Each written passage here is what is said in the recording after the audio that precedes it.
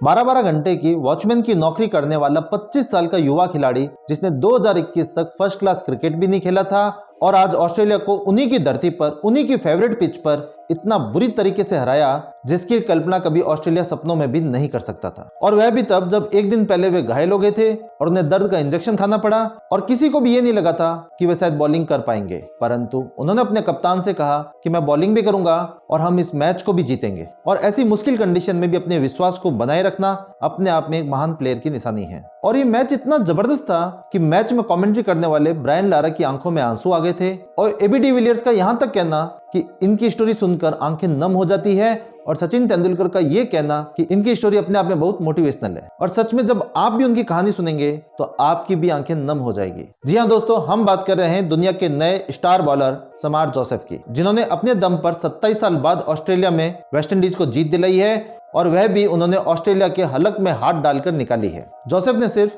11.5 over के अंदर 68 run देकर 7 विकेट लिए थे। समार जोसेफ ने एडिलेड टेस्ट के अंदर भी 5 विकेट लिए थे और 11वें नंबर पर बैटिंग करते हुए 36 रन भी बनाए थे। हालांकि वेस्टइंडीज वह मैच हार गया था, परंतु इन्होंने अपने फर्स्ट टेस्ट की फर्स्ट बॉल पर ही अपना फर्स्ट विकेट लिया था, जो अपने आप में जबरदस्त था।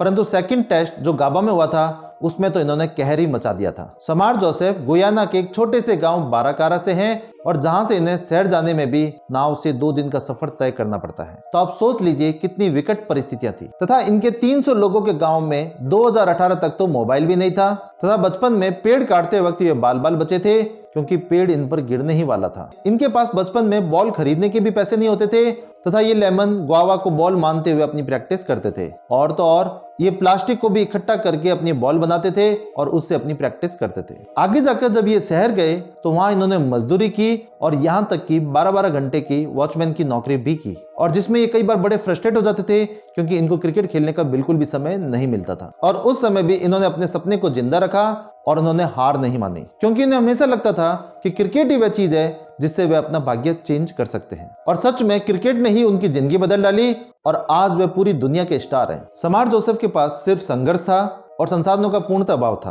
परंतु एक चीज उनमें कूट कूट कर भरी थी और वह था उनका हौसला।